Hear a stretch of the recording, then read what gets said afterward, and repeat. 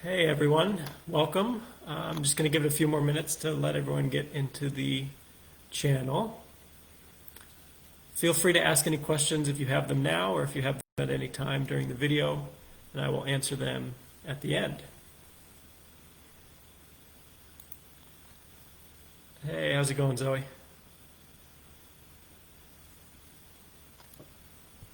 This is my first time using this platform, so if I make any mistakes, I'm sure you'll let me know, but it seems easy enough.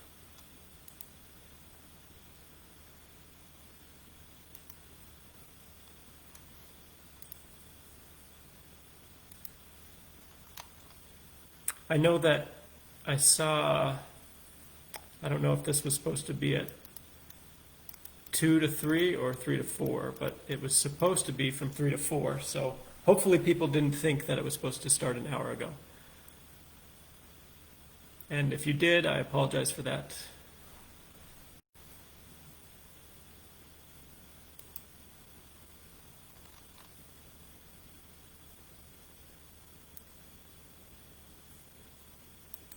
Hey, how's it going, Danielle? Kansas City. I visited Kansas City before I started school here. Actually, I did a rotation through the ENT department in Kansas City. I'm going to be talking a little bit about that, but it was a really nice campus. And Kansas City is one of the places where students go after their second year, an option, they can go there. One of our many campuses, so I would love to go back and actually get to work in the med school there. All right, I'm going to go ahead and get started. Thanks for everyone for joining me. I'm super excited to talk about my experience at Saba University School of Medicine. Again, if you have any questions, you can post them in the chat section. And at the end of the video, I'll go through them and try to answer as many as I can. You can ask about anything you want, and I will do my best to answer it. First, a bit about me. My name is Christopher McClean. I am just about to start my third year of medicine at Saba University School of Medicine. I started in January of 2019, so that's 2 years ago. And I'm currently in the process of writing a research paper that you do between your second and your third year. Once that paper is approved by committee, then I will start my third year, basically. So that should be within the next few weeks. So I'm super excited about that because your first 2 years of school, you're learning all the bookwork, you're studying for your board exam, you're doing kind of all the tedious, boring, hard work. And so I'm happy because I'm done with all of that now. I finished my board exam in November. I did great. And now I get to start my third and fourth year, which are, for me, I consider the fun years. So I'm really excited to be working in hospitals and seeing patients and all that good stuff. I grew up in Washington, Seattle. I went to WSU, Washington State University, and I graduated in bioengineering.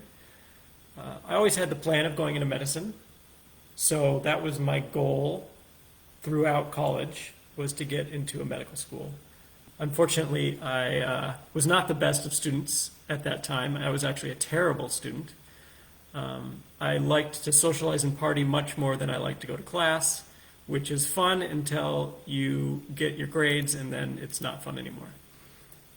So I did that for a little while, and then by my third year, I kind of decided that that wasn't a good idea, and I tried to become a better student. I was a better student, became much more dedicated, but unfortunately my grades were low enough at that point where it was hard for me to get into a medical school. So after college, I went and was working on improving my resume. I did a lot of volunteering. I worked as a medical scribe in an emergency room for about 3 years. 1 year I was a scribe, and then 2 years I was basically the manager of the scribe program there. And that was a really great experience for me because it taught me really about what it's like to have extremely hard work, really dedicating yourself to one goal for me, which was going to med school, and putting all of your time and effort into that goal. And that's really important because for me that was one of the biggest, most important attributes that I needed to make it through med school, at least the first 2 years, was just dedication, hard work, and putting med school and becoming the best student I could be at the top of my list. So that was a really great experience. I'll talk a bit more about that later. And then after that, I had been applying for 2 years in medical schools in the U.S. and I couldn't get in, and so I decided to broaden my applications to Caribbean med schools. One of the doctors I worked with in the ER had a cousin who had graduated from Saba University School of Medicine. She put me in contact with her and basically recommended the school, said it was, everything she needed to achieve what she wanted, which was to become a doctor, and that she would highly recommend it. And then I was rotating in Kansas City, University of Missouri in Kansas. I was doing an ear, nose, and throat rotation as a pre-med student, basically, or a pre-med student. And while I was there, I got introduced to a spinal surgeon who had graduated from Saba University School of Medicine. And so I went to his office. He had just gotten out of surgery. He came straight to his office. He was still all scrubbed in and had all of his stuff on. And we talked for a bit. He said, that he had gone to Saba, that he had originally wanted to be an orthopedic surgeon. And then by the time it was time to decide, he had decided that he didn't want to be he wanted to be a spinal surgeon, which I suppose is a type of specialty of surgeon. But he said that Saba gave him the opportunity that he needed. If he had wanted to, he could have become an orthopedic surgeon, but he decided to do spinal surgery instead, and that he would recommend the school to me, and that it would provide me the opportunity that I needed. And for me, that's really what I needed. I just needed an opportunity. I knew that I would be dedicated to my studies and that I would be able to succeed if I was given a chance in medical school. And Saba is what gave me that chance, so I'm very appreciative. And I could tell that for him it was the same way, and that Saba had been that chance for him. So with those recommendations and others, I actually met an anesthesiologist on my way to school in the Caribbean. He was on vacation, and he happened to have gone to Saba as well. So with all those recommendations of people with their success stories having gone to Saba, that was really my major deciding factor for going there, because I'd seen that people had gone there, they'd been successful, they'd been able to fulfill their dreams, and that's what I wanted to do as well. So I took the plunge and I accepted my acceptance to the school, and I started in January of 2019. And it was a really great experience. I'm sure most of you know that the class size there is smaller than most schools, which is really, in my mind, an advantage, because you can really have intimate discussions with your professors, even in the lecture room. Often I like to ask questions if I don't understand anything, and I'm never afraid to ask those questions in a small classroom because everyone is just as interested in the answers as I am. Let's see.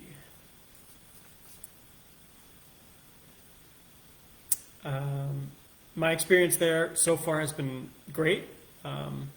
I made it through my first 2 years without really a hiccup. As I said, I just finished my Step 1 exam, which is, for those of you who don't know, your big medical school exam, the one that everyone always talks about. And I did as well as I could have hoped to do. My goal was in the 240s, and I thought my high goal, if I were to score, exceptionally well above my average, would be like 250. And so I was well within that range. Very happy with my score. So I would say that so far Saba has been a great success for me, and I would definitely recommend it if you feel like you just need a chance and you're ready to give everything you've got to med school. So let's talk a bit more about the school and my experience. The first semester I lived in the dorms. I would definitely recommend living in the dorms if you go there, because you're living with other students, which is good because it exposes you to that community. You get to know people. You're also super close to campus. It's like a 2-minute walk. You're basically living on campus, which is really nice because you really don't want to waste a bunch of time traveling in your first semester. You want to be spending as much time as you can doing your schoolwork. The professors are extremely helpful and very kind. All the professors in anatomy were previous surgeons. There's 2 ENTs.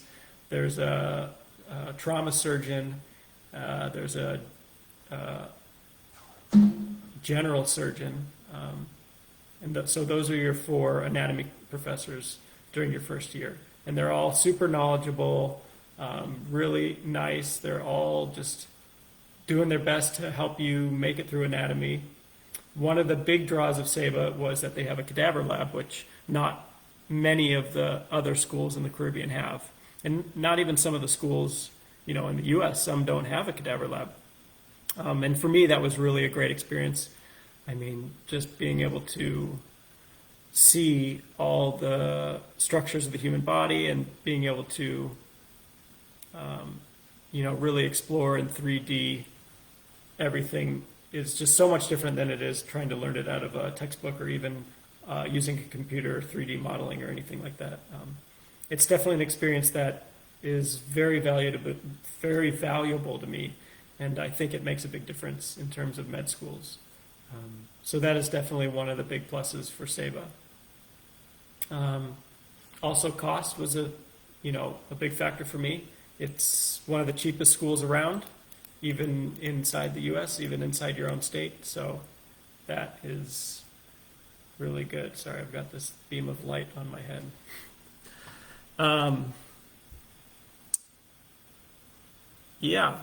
So I was very successful in med school.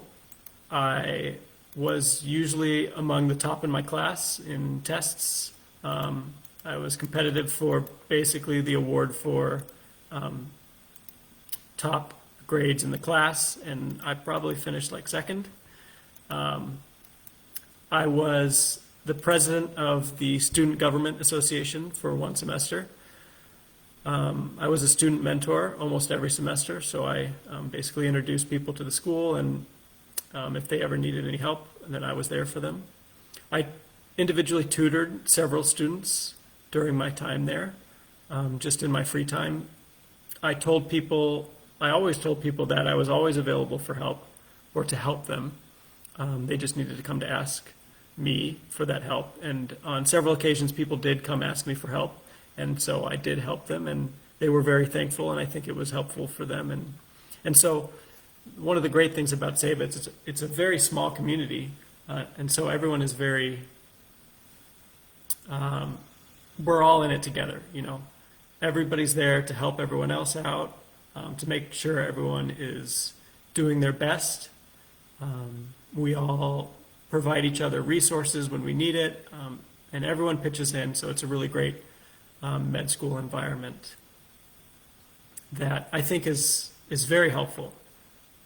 Having a supportive environment is definitely one of the things that a med school can provide that makes a difference.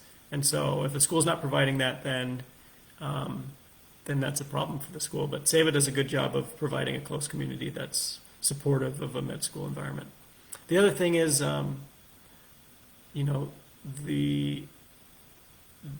island is small, so you don't have to do a lot of traveling, which cuts down on basically wasted time because you don't have a lot of time to be, driving 20 minutes or 30 minutes to and from school every day. That's a lot of time.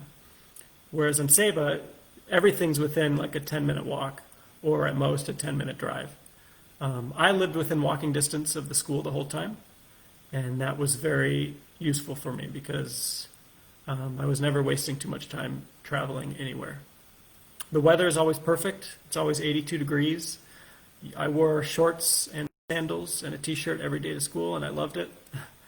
You get a tan without even trying, and if you do try, then you're really dark or you're burnt to a crisp. And so all those things make being a student really easy. Life is simple. You really have almost no worries outside of what you're going to be studying that day.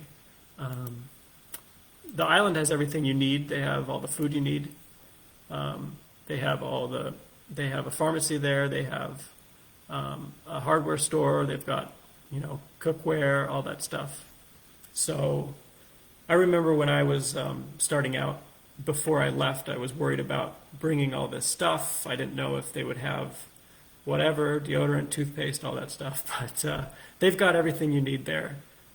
So I wouldn't worry too much about what you need to bring besides clothes. As long as you've got some shorts and some shirts, you're going to be okay.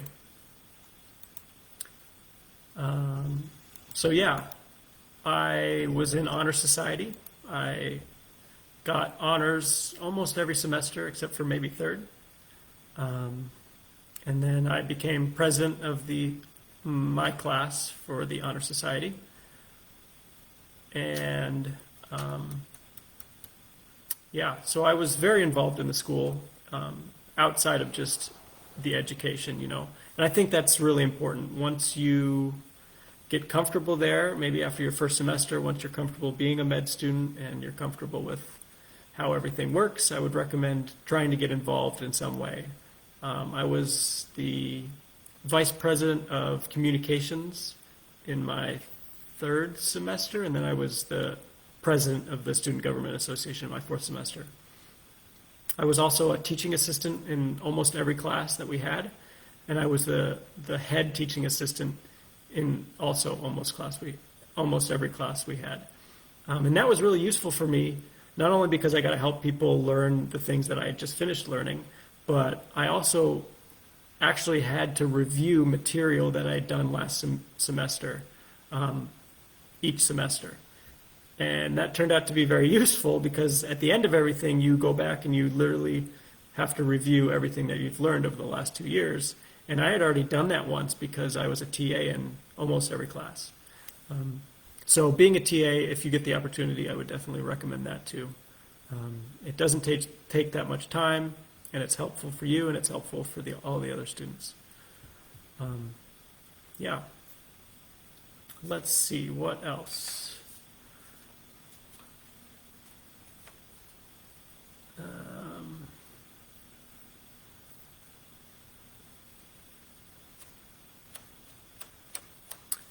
So, yeah, overall I had a really positive experience. As I said, I finished my board exams in November, and I've been working on my research project since then. I basically am done with that now, and I'm just waiting for everything to get finalized, and then I'll start my third and fourth year. And, I have a few ideas of where I want to go after med school. One of the things that I really enjoyed was the cardiovascular system. I think it's a really cool system, and it happened to be my best system, and so something like cardiothoracic surgery is kind of one of my areas that I'd like to go into. So that is one of my goals right now. And my RLRA is actually on aortic valve disease and how you treat it. So for the last 2 months, I've basically been studying heart valves and how you surgically repair them and how you medically manage them and what the best way to manage patients is based on current evidence. So that was really cool for me because I got to dig really deep into a topic that I was interested in. So if you happen to get to the RLRA, just make sure that you pick a topic that you enjoy because you're going to be spending a lot of time with it. And you don't want to pick a topic that's boring because it's going to be really, really hard to finish it. And then I will be in hospitals, hopping around the eastern side of the U.S. mostly, working, and I can't wait to start. Hopefully with COVID, things will calm down and hospitals will be a lot more open than they are now, or at least they were in the past months.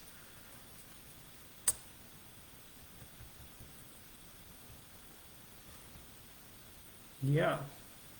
So other things about the island, med school is obviously really important. My number one advice is that you just work really hard.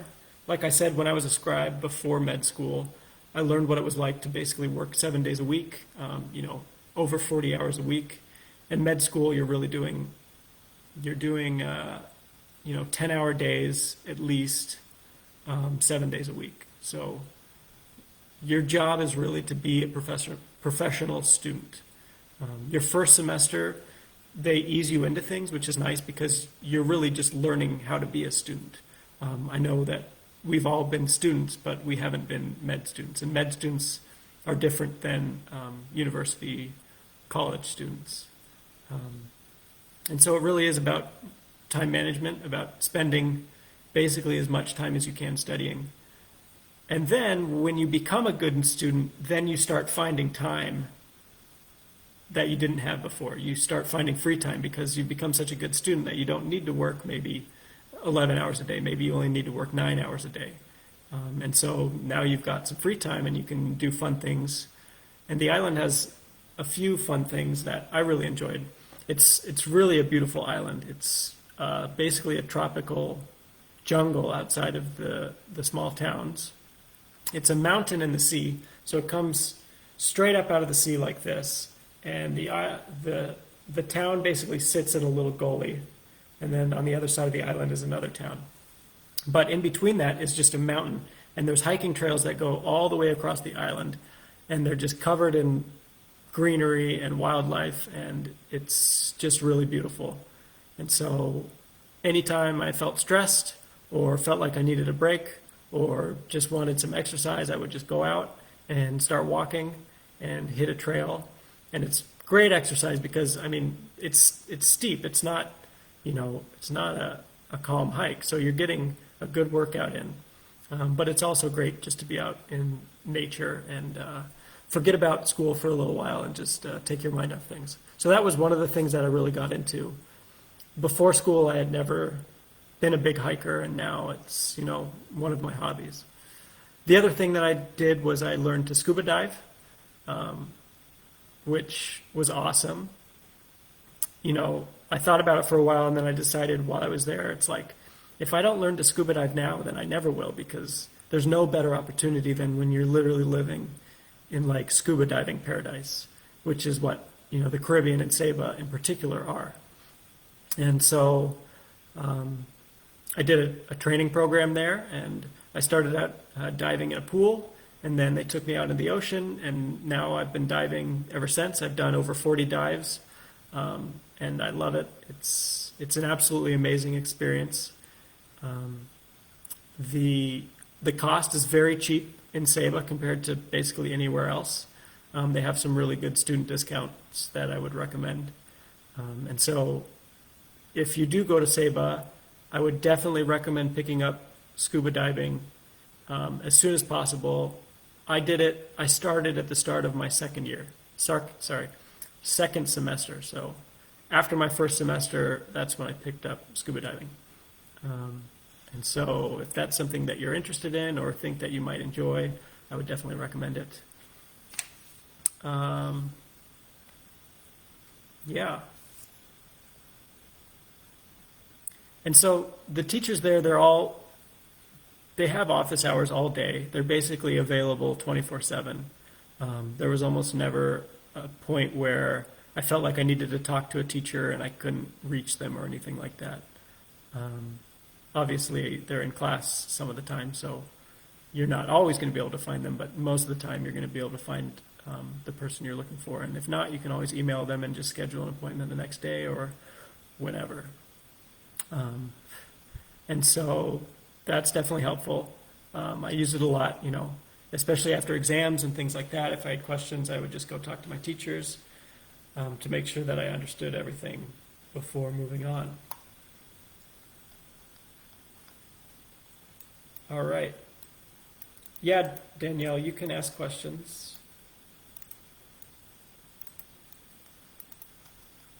I'm going to look through the questions, make sure I haven't really forgotten everything or anything.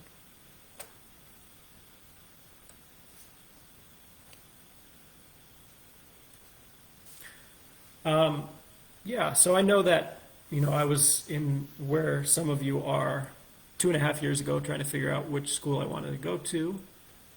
I hope that I've given you some informative advice. I think it's a great school, like I said. Um, in terms of Caribbean schools, I can't really imagine um, things being any better than they were at the school I was at. Like I said, it was a great student environment. I had everything I needed, and most especially, it was just an environment where I could really excel as a student, and I think that's the most important thing in terms of med schools. Mhm. And I think it's provided me every opportunity that I've wanted in terms of med schools and my ability to achieve my goals and succeed as a doctor. So I'm very happy with how things have turned out. What award is for top grades during basic sciences? So there's two awards. I don't remember. I can't think of what they're called right now. But basically, one is a scholastic award for. I think it's based on GPA. I'm not exactly sure how they calculate it, but it's basically whoever's got the highest GPA after the second year gets the award. And then there's another award that's for kind of like community service or just being supportive of the school and of the community. That's the other thing. The people on the island are super friendly. Everyone is, the school is economically a big source of income for the island. And so everyone kind of feels a close connection to the school. It's basically part of their community, a big part of their community. They know that they feel proud when students graduate from the school, and become doctors. And they know that the things they do, whether they're providing apartments where students can sleep in, or they're cooking food that students buy, or whatever they're doing, that they're all contributing to the community and to the school. And so those two are kind of intrinsically linked. So everyone's really together in helping make the school the best place possible. And that's a really cool environment, because you're not going to find that many other places, if any at all. So the people there are all very friendly, and some of the really great people. I never worried about leaving my door unlocked or anything like that, because it's such a small community. Everyone already knows everyone.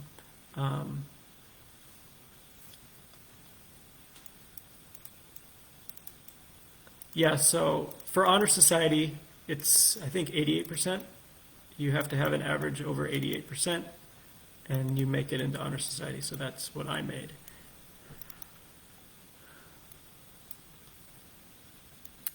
Yeah, I already talked about my research project. Students that didn't do well in my class. What were some commonalities among students that weren't able to do well in your class? So, like I said, I really think that it's about hard work and dedication. I felt like I saw some students who were smart, but maybe didn't know how to put in all the time that they needed to succeed or whatever, and so they didn't succeed. Sometimes med school is about learning what to study rather than how much. So a lot of times there were students who were studying maybe too much or all the time, but they were studying not the right things. You really need to focus on learning what you're going to be tested on. So if you're doing the human body, if you're doing anatomy, you need to learn all the names of the muscles and all the names of the nerves and what all the nerves do. And if you're learning anything else besides those things, and you haven't learned those things yet, then you're wasting your time, because you're not going to get through anatomy unless you know all the big things in the human body. And then once you've learned all the big things, then you can move on to the small things like blood vessels that connect between two different areas that are you're never going to get a question on it, but you might get one every third or fourth exam or something like that. So some of the reasons that I saw people do bad was because they didn't know what to study, and sometimes it was because they didn't know how to study or they didn't study enough. For me, my first semester, I sacrificed everything for studying. Food was not a priority, sleeping was not a priority, working out was not a priority. Social media, I didn't even ever go on social media. So it's really about being the best student you can at the top of the list, and nothing else should even be close to that. And I think that's true of any medical school. I mean, if you want to succeed as a doctor, you really got to put everything else aside and just dedicate yourself to being the best doctor you can be. One of the other things I noticed was sometimes students would sleep in class. And that's a big problem because you spend a lot of time in class. And if you're not using that time well, whether you're listening to the lecturer or not, if you're sleeping or you're like playing games or I don't know what, I mean, that's not going to work because you don't have that time to waste. You should be sleeping at night and you should be studying in the day. And that's another sacrifice, Some people are night owls, I understand that, but you really have to fix your schedule to make sure that you're waking up before class and you're going to bed after class. How was step one? Step one was great.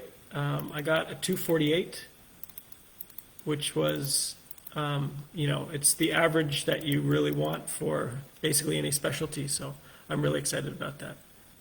And I don't think I could have done better under almost any circumstance. So that's great. Yes, Saba was my first medical school. Like I said, I had applied for about 2 years before I went to Saba. So yeah, really, I'd been rejected from med schools. I'd gotten into interviews before, but I'd never made it past the interview stage. So at least in the U.S. And that's when I applied to some Caribbean schools, got into Saba, and then decided to go there. You can't swim. Well, the interesting thing about that is, scuba diving is really not swimming. You're sinking, and then you're floating. You're basically wearing a suit, and you don't have to do anything. The suit does all the work. You either go up or you go down. So, that could be interesting.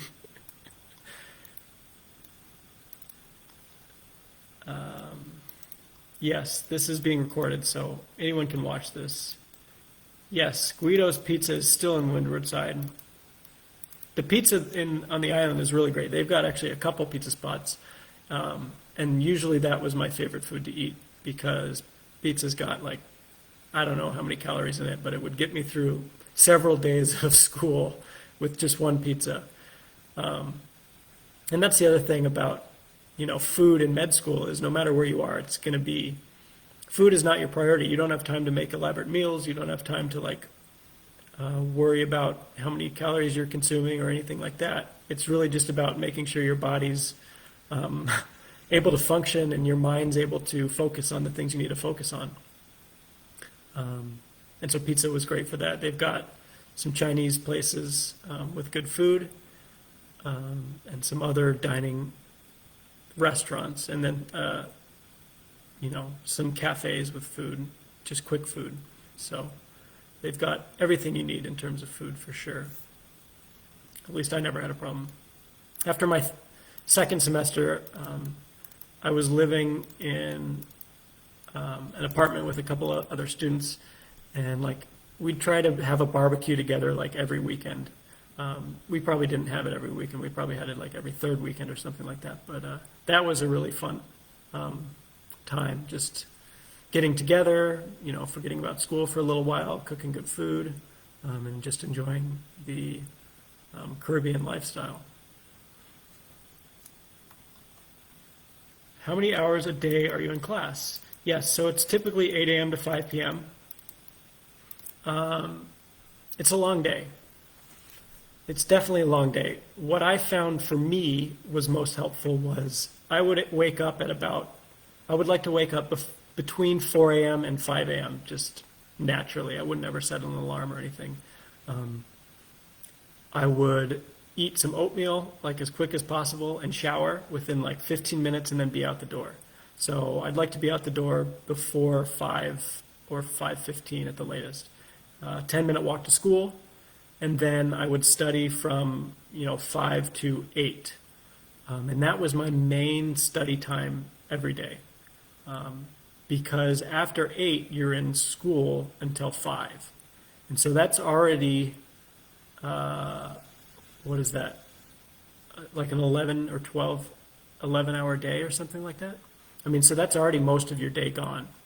And after 5, after 8 hours of school or 9 hours of school, you're pretty exhausted. And so I found that I was too tired after school to study effectively because my mind was not working well, and I could read a page 10 times and not remember anything that I just read. So after my first semester, I switched my schedule to that early schedule because I learned that there's no point in trying to push your body and your mind past its limits. And so when you're tired, you should sleep. And then when you wake up again, then you can start studying again because your mind will be fresh.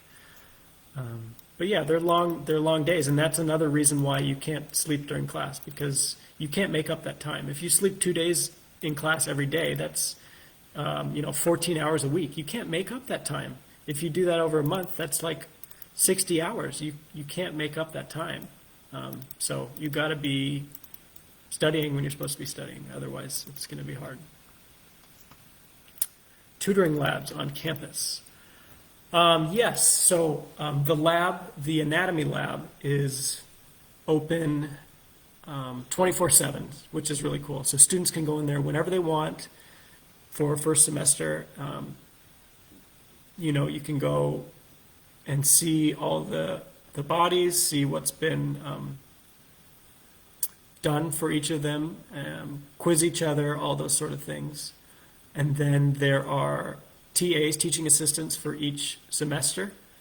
And so the semester ahead of you will be TA for the semester you're in. And they're always available to help. Before each test, they'll do a review session for you. And then in the anatomy lab, they'll do like a practice exam for you. And then there's student mentors, which is like your personal mentor. Another student who's in a class above you will basically greet you and give you all the advice. And if you ever need anything in particular, you can always ask them. If you want private tutoring, you can always ask the TAs. Like I said, I did private tutoring. I was a TA, and I offered private tutoring to students. And on several occasions, people came to me and I helped them out, and we were all happy with the results of that. So there's a lot of opportunities for tutoring labs and everything you need. Lots of resources available for students to help them out. The sinking, yes. The sinking is the hard part for sure when it comes to diving. But it's really a fun experience, and once you get comfortable with it, it's really wonderful. Yes, there are lectures online, which is another great thing. So, especially with COVID, we really had to transition everything online. But even before that, lectures were all recorded, and you could access them whenever you wanted. But you do have to be in class for lectures, so at least when it's not all online. I don't know what the situation is on the school right now. They're open. I know that they have students on the island. I don't know if all of them are on the island or not, but I'm thinking most of them are on the island right now. But all the lectures are recorded, and you can watch them whenever you want. The program for that is really good, so nothing to worry about there. Yes. Well, I think that's about it. If anyone has any more questions, you're welcome to ask them now. I'm going to go through my list and see if I have any other useful information I can provide you. So St. Martin is an island right next door. It's kind of the Yeah, still hybrid. Yeah. No. Yeah. So some of the students are still online and some of the students are on the island. I would recommend going to the island personally because studying online from home, I did it my last semester and it was hard. I mean, it was so hard. Uh, for whatever reason, it's like you're stuck in your house all day and you're waking up at weird hours, like middle of the night, because they're on the East Coast and you're on the West Coast or whatever. So I would definitely recommend going to the island if you're gonna go to school. Do you have to buy bottled water? No. So um, the water there is safe to drink. Um, Most of it comes basically off of your roof from rainwater. So the roofs are all designed to provide drinking water into a well, basically underneath your house. And it's clean. I've used it, especially like for coffee. If you're going to boil it, it's totally safe. I never had a problem drinking it. But there are also um, big cases of water. I would buy big cases of water from the store down the street and use that if I really wanted to have like super clean drinking water. Roger says that cheap water filter works too. So I never had any kind of problem with any of the water. I never got sick. I never had any kind of vomiting or any of those bad things. Um, yes. I,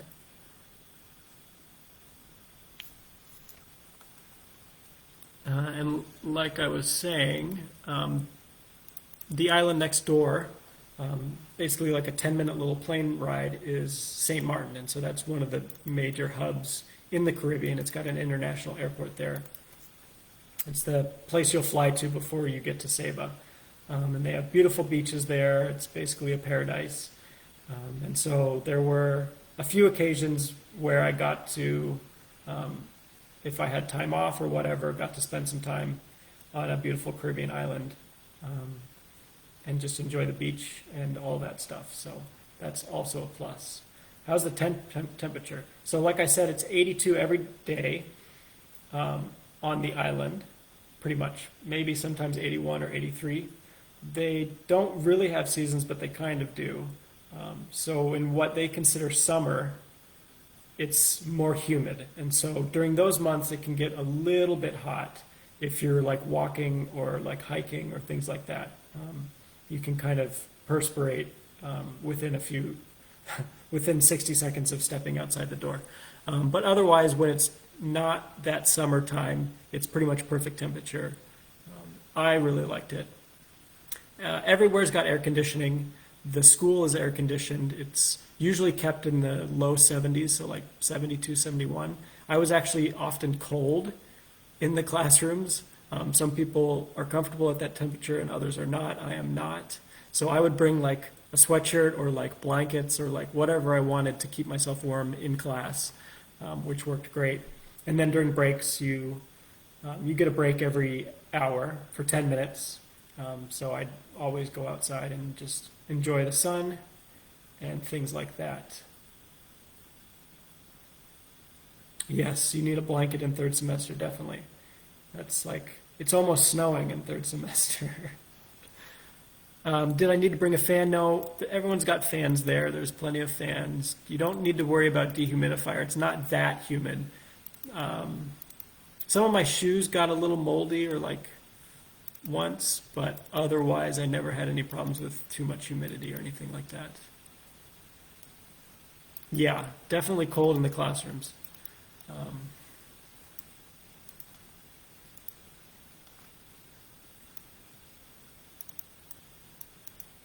yeah, I hope I've helped everyone understand what Saba's all about. I would definitely recommend it, like I said. It's provided a great studying environment, and everybody's helpful there. The teachers are great. The program's laid out nicely, really easy to manage. Um, yeah. What do you recommend bringing? So like I said, clothes are the most important thing. And you just need some shorts, basically shirts if you're, whatever you're comfortable with, you know. I would wear something comfortable every day to class. Flip-flops, definitely. Sunglasses, if you should probably have some sunglasses, but they'll have them there too. You don't need any cookware, like I said. Anywhere you're living is going to have it already, and you can buy it on the island. Um, Food, they're going to have, you know, personal, you know, if you need medications or like deodorant, toothpaste, toothbrush, all that stuff, they're going to have all that stuff on the island too. Soap, shampoo. If you want like if you have like a really particular type of shampoo or soap that you like, they're not going to have that on the island if it's like a specialty brand, so you might want to bring that. Um, but otherwise, they have everything you need. Books, I wouldn't bring; they're too heavy. You know, the the the problem with traveling is you're weight limited. So books are really heavy; they take up a lot of room, and all the books are online these days. So unless you really need physical copies of a book, I wouldn't bring them. I never used a physical copy of anything. All the classes have PowerPoint lectures, and you have access to the lectures. So basically, you have everything you need straight out of those lectures to study, and that's what I used, you know, through at least my first 3 semesters. And then after that, you can start branching out into like, um, you know, more general books that everyone uses, like the first aid for step one and all those step one preparation books and stuff like that. Yes, you do need prescription meds with the script. That's definitely one thing you want to bring.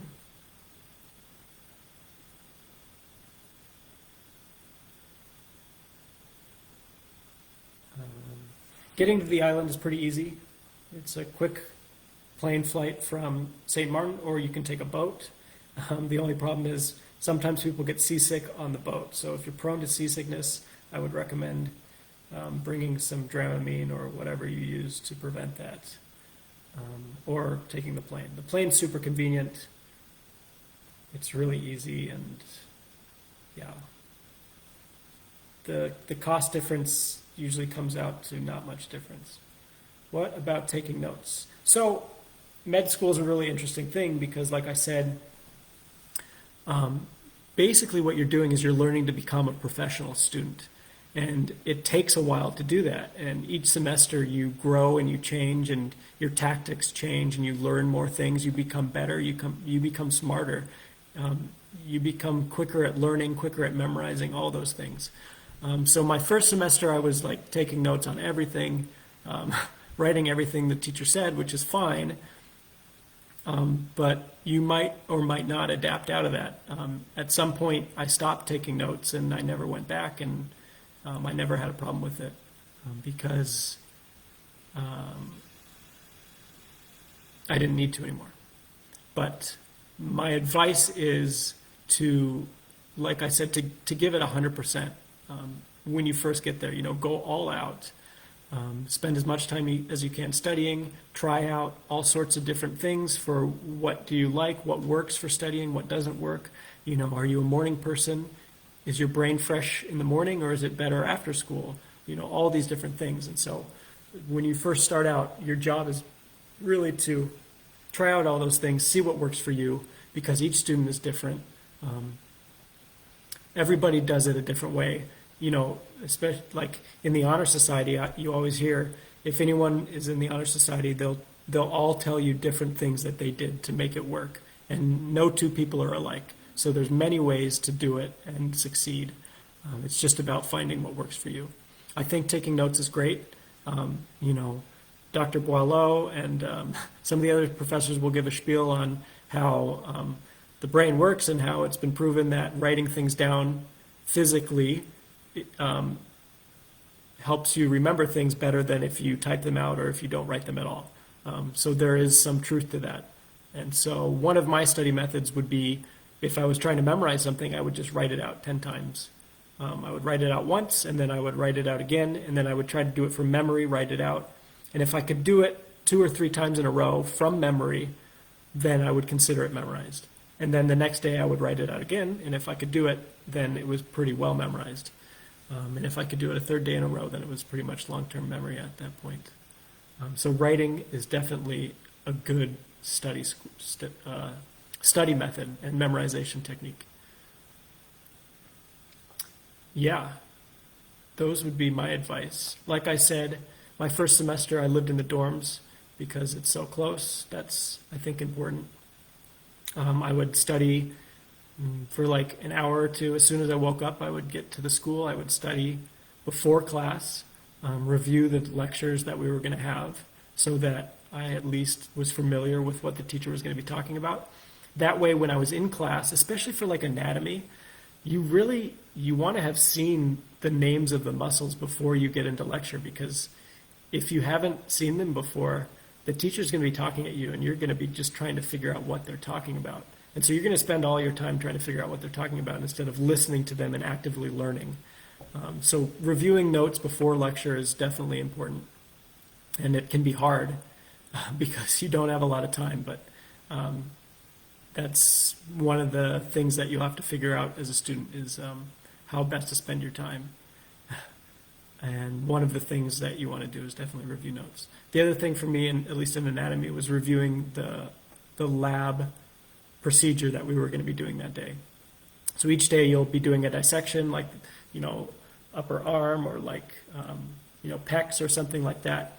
And so you'll have a lab manual and it will tell you all the steps that you're going to be doing that day and the muscles that you're going to be exposing and all that stuff.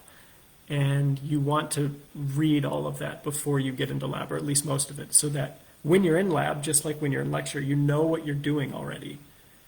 And so you're not spending all your time trying to figure out what you're doing. Instead, you're spending all your time actively learning the material because you've already seen it before and you don't have to worry about all the technical details of that stuff.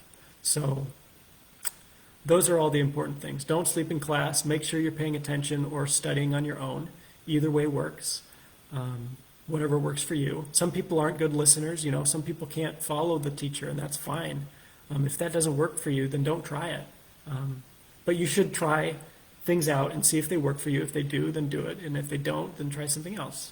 Do you have to print the notes? No, they're all computerized. I would recommend having an iPad with a little pen. That's how I liked to take notes, because I would have PowerPoint on my iPad. I would download all the lecture slides onto my iPad, and then I had the little iPad pen, and I could take notes right on the slide. And so I'm physically writing out my notes, which helps you learn it, and then I also have them straight on the PowerPoint slide. So I didn't need to have one set of notes and then one set of slides, and then it was all just on the same document. And iPads are cheap. Just get the cheap one. Don't get a Pro or you don't need any of that stuff. The cheap ones are great.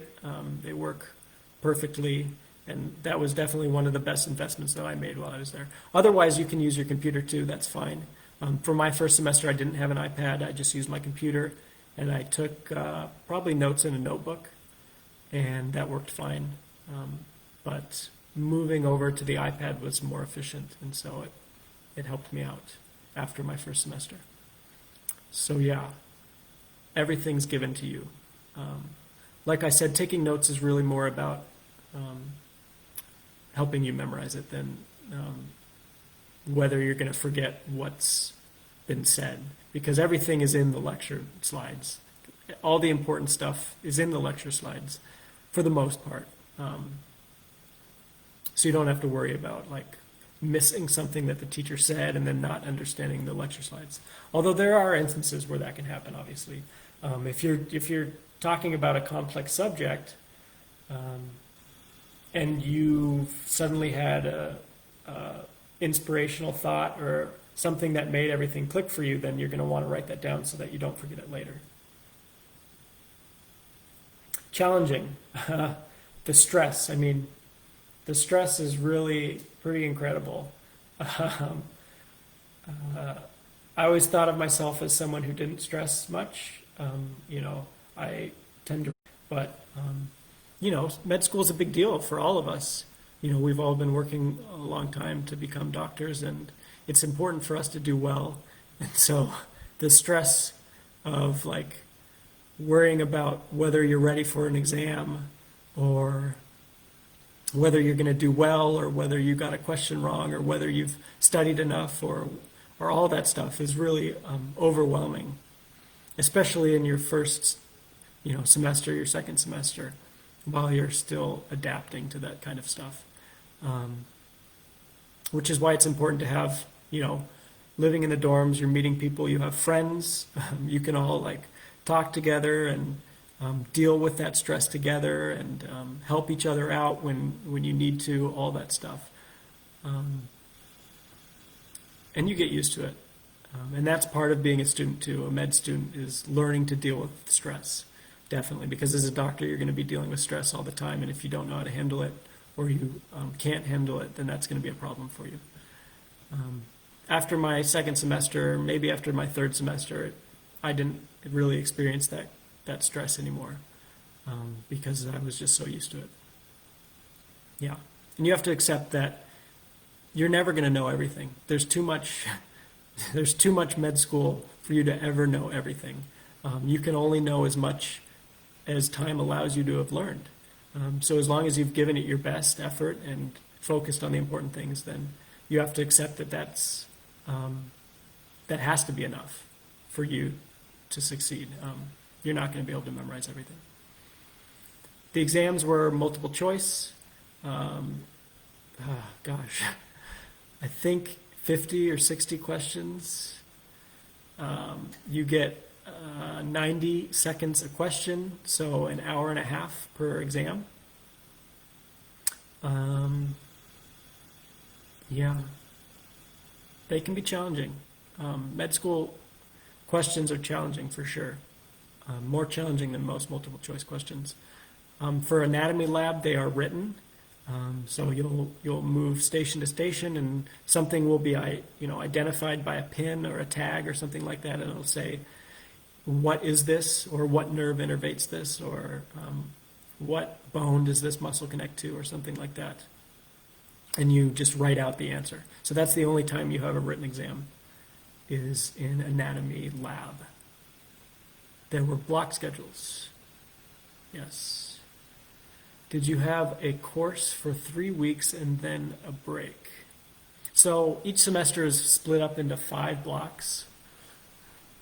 And each block is basically an exam.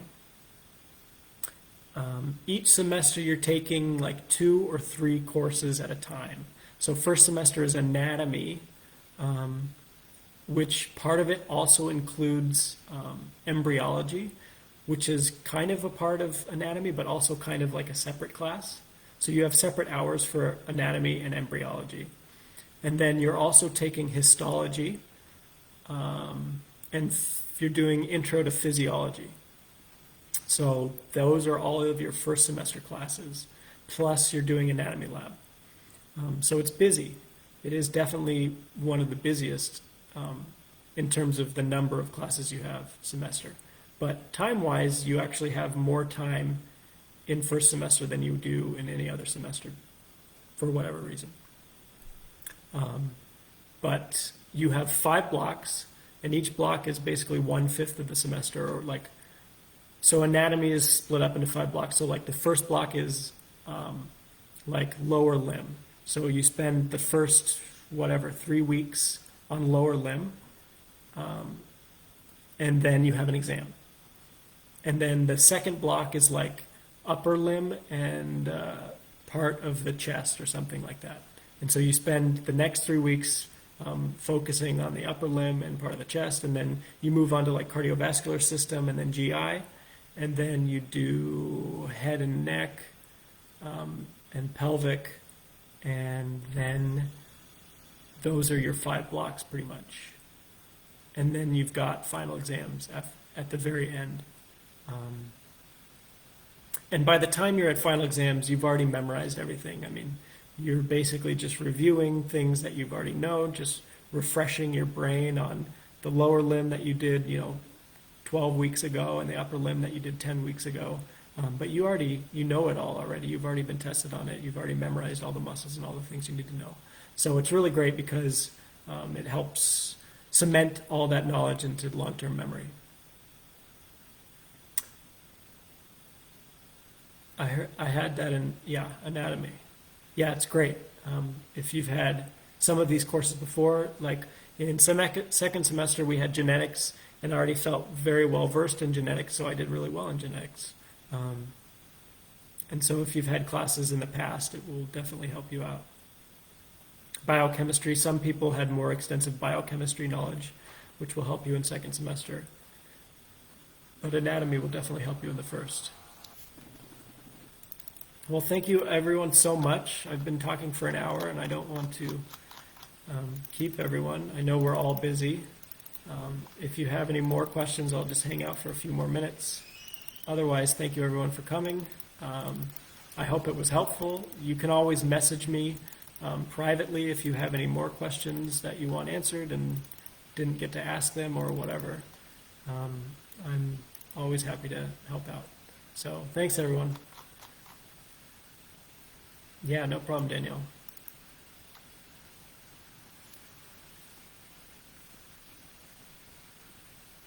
Thank you. Yeah, I would definitely recommend diving, Teresa. I think you would enjoy it.